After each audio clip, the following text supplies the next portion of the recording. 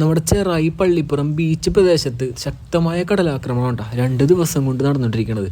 കടലിൽ നിന്ന് റോഡിലേക്കും വീടുകളിലേക്കും മണലും വെള്ളമൊക്കെ അടിച്ചു കയറിയ അവസ്ഥയുണ്ടാ.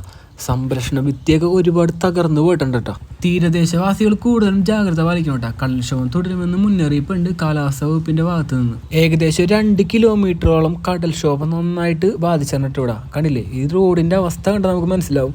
മൊത്തത്തിൽ മണലും ആകെ കട്ടയൊക്കെ അടിച്ച് കയറി കടൽ ഭിത്തിയൊക്കെ ഇടിച്ച് പൊളിച്ചിട്ടാണ് ഈ ഒരു അവസ്ഥയിൽ എത്തിയാക്കണത്.